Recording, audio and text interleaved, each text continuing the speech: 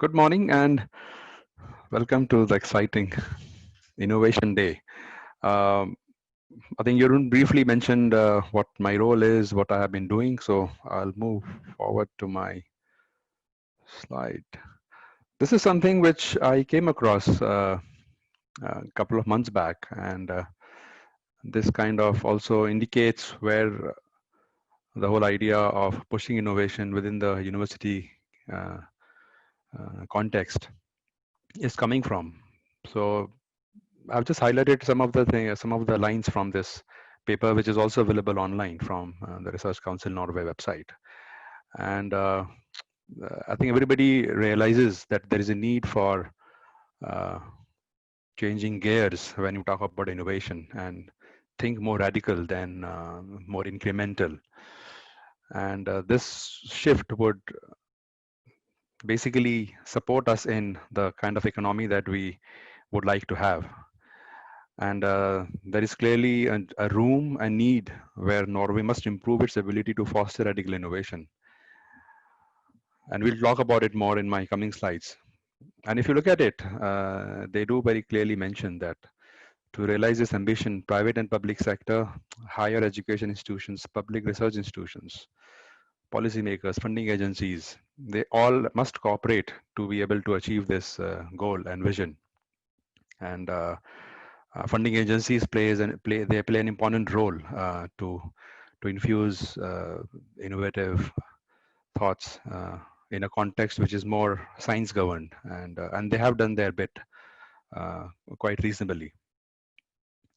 Just to have you on same page on what it means when somebody talks about innovation, and there are several definitions that you will come across in on internet. But I think some of the things which could be, I thought, would be more relatable would be the idea of turning an idea into a solution that adds value. I mean, we always talk about is this adding value? I mean, we pay for that value even when um, uh, it's a simple value that we get out of that.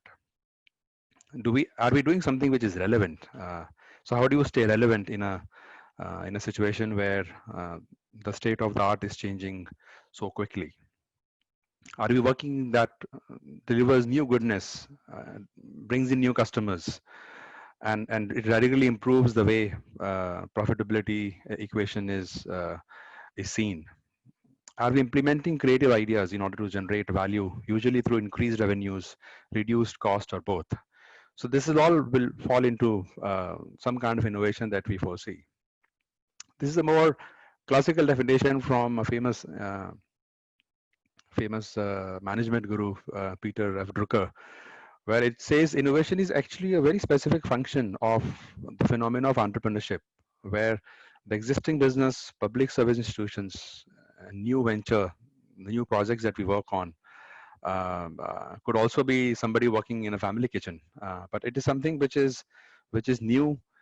It's something which will create new wealth producing resources or will endorse existing resources with enhanced potential for creating wealth. So we can talk about that in the context of our research, our environment in coming slides. So this is how I see it. I think we as researchers, as professors, academicians, we are constantly innovating. We have um, PhD students. Every PhD students comes with a new project, comes with new research questions. Masters, we do new projects. Bachelors, new projects. Every semester. Imagine now if you have been working here for 10 years, 20 years, 25 years, how many new ideas every semester you have been part of. And you have made active and decisive contribution to those projects.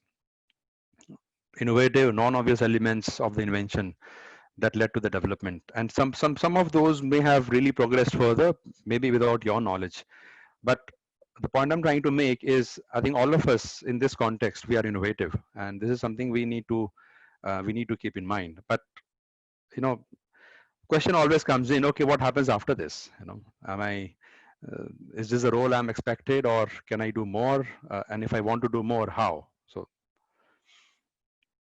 now, if you look at from the funding bodies who wants to fund, who also kind of published the article I shared in my first slide. No, they have a very clear equation. They said, look, we have money, we have income, we we we channel it through research council, we channel it through new government bodies, and that gets to public institutions, universities. We fund research which needs really deep pockets. And if you look at the NFR, if you look at SFIs and the budget, I think they are really significant. And some of the international universities that I have worked on, I would really rate this as very, very highly funded programs when it comes to SFI and NFR, and especially SFI, which probably goes for 10 years, which is really unheard of. So that's fantastic. But I think the questions they are now raising is, are we getting enough from the money that we have spent on these institutions? And then the question is, how do normal people, people who have no clue what the great university like NTNU does, uh, how do they really benefit, and how quickly? Sometime nobody can say what we churn out is questionable. I mean, it's excellent knowledge generated. Personally, as an academicians, our careers have progressed, so it's all great. But the question still remains: uh, can we really shorten the cycle of giving it back to the society? And this is where the innovation would come in, to quickly fast forward the process of giving it back. And everybody knows that this is not going to be easy. And while they may want it quickly, but at the same time, they also realize that funding bodies know that we will have to put more support to be able to obtain and get the impact of innovation that we really want. And no wonder if you look at the budget which I see now on the site of my formerly called Milestone Project versus qualification project, they have gone probably 20-25 times more than what they used to fund in a year. So that shows their interest and their keenness to really support innovation and innovation driven applications. Then this also kind of reflected on what NTNU is doing, and these are we have a dedicated program which I am part of, and there's a clear strategy and milestone that is already listed, that we want to develop methodologies, we want to identify ideas, potential in student and faculty members about the activities they do,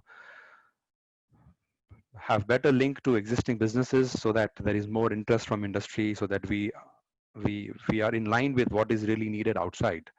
And of course, in all this, increased visibility of NTNU, that we are an innovative university, not only in Europe level, but at a global level. So this is something that we are part of. And as we have progressed, I think things are difficult. Of course, even if it's a pure application, we see it, we get rejected, but then we come back again. But so I thought I would just share, with some of the initiatives that are going on, and you could see some places where we have not been successful, some places we have been doing reasonably well, and I only expect it to grow, because as this initiative really accelerates and gets into the system, we will probably able to deliver more to what is really expected at a national level when it comes to innovation.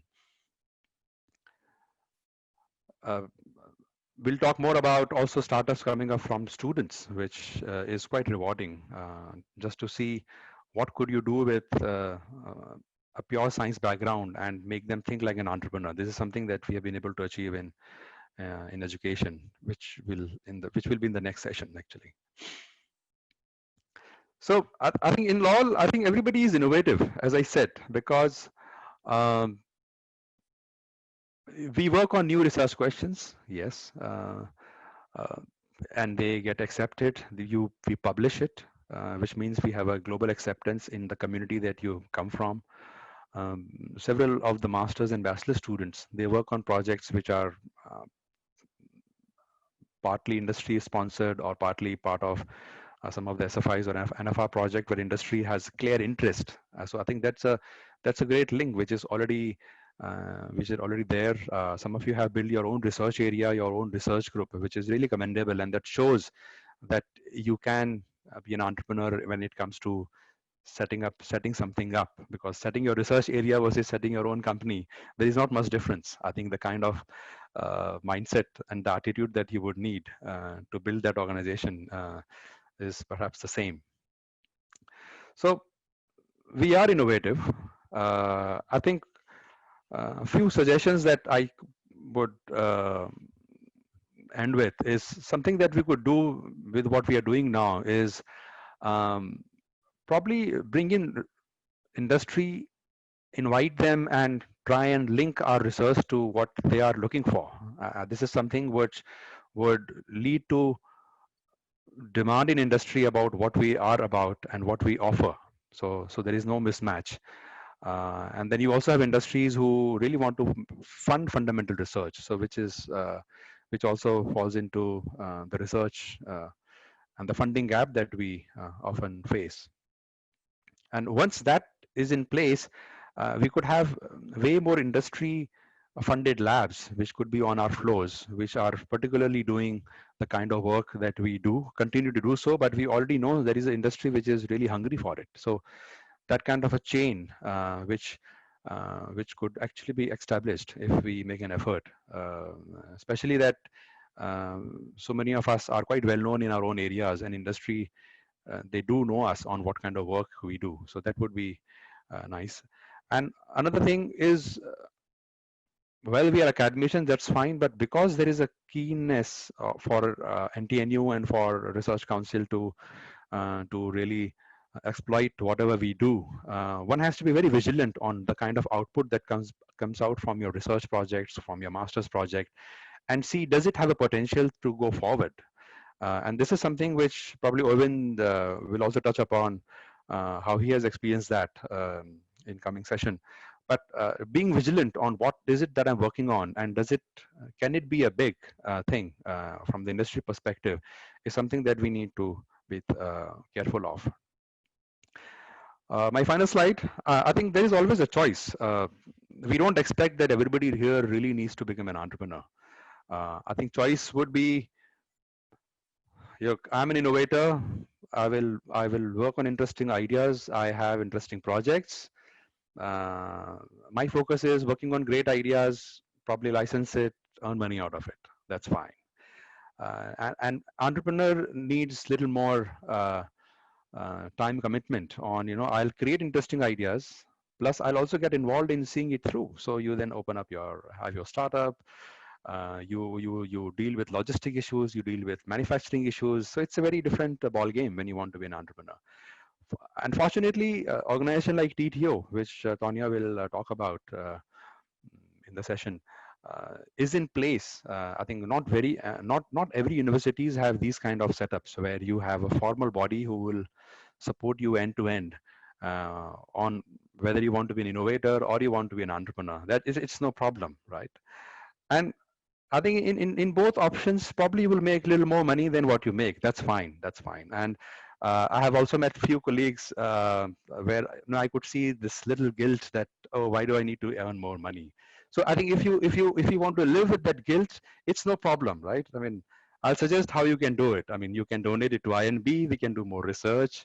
You can fund startups, or you can launch student scholarships. So it's no issue if you don't know what to do with it. But I think, um, have we really exploited what we have put our time in, the kind of resource that we put in as a university? Have we really taken every best possible output from it? Is something that we need to be very mindful of, and I think that would require some kind of a attitudinal change, and we need to probably design that attitude at an organization level, where even when student take up a course, how that course sees it through and gets the same message that happens in MIT and Stanford, where everybody is encouraging them to have something on their own, and that plays an important role when you want to create an innovation culture and the environment that we would like to build. So with this, I'll end my presentation. And I think as a resource, I'm around, and I've been meeting a lot of folks around within INB and ISB, and and would like to really increase this interaction as we come as we come together to really achieve this. So thank you for your time, and I hope we'll have a good discussion on this. Great.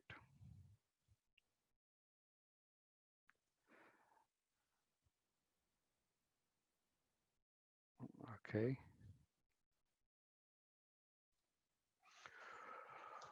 While everyone is answering the polls, does Yeah. anyone have a question for Vikram? Yeah, I can.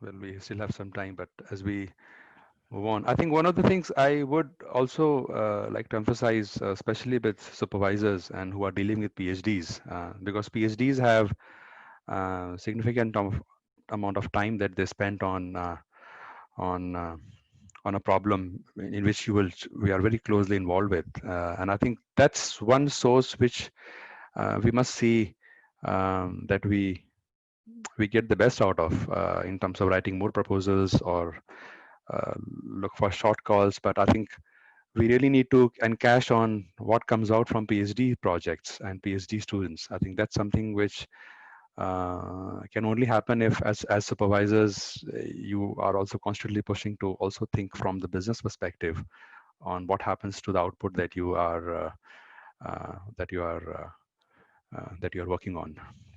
Yes, Jeroen. Yes, you have talked about innovations and making it into products and services, and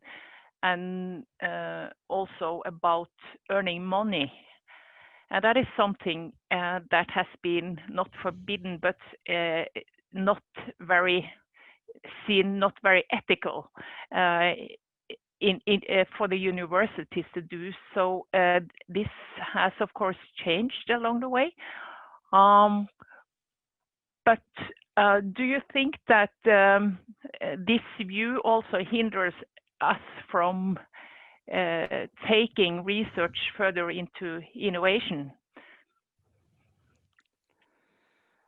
Yeah, I think it's about how you see it, because um, that's what I said. I think instead of making it an ethical issue, I think it's an opportunity to give it back. I mean, I know um, when the Google guys made it big, they have an undisclosed endowment that goes back to Stanford every year from them on a personal earning that they have. So I think this thinking could change, and this is not really something to be worried about. I think how do you give it back to NTNU is not a difficult one to I would say to deal with. But I think to be able to justify on the money that is been given by funding bodies, because it's the money which is significant amount of is taken from the tax that is collected. I think people outside leading their normal life, they should benefit from it, and I think that's the bigger intention of what every university is dealing with. So I think that so it's a solvable thing. It's just a switch. Next day, if you think I'm going to think like a business person, you just have to start doing it. I mean, you don't need much a new course to deal with. There is a question in the chat, Vikram. Yeah, 1 minute.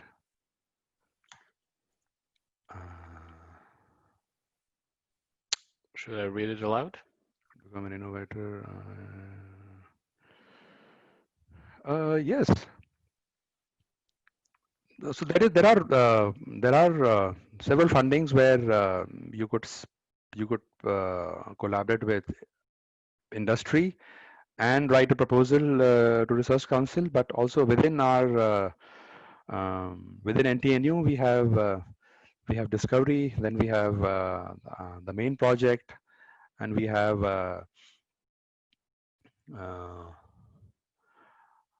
I think internal department projects. If there is certain kind of certain areas that somebody would like to develop further and mature it as you move forward. So yes, there is a tremendous support, and I think we could meet separately to tell you more about what it is. So yes, answer is yes. There is a full support for professors to become entrepreneurs, and that's exactly what NTNU wants to see more and more.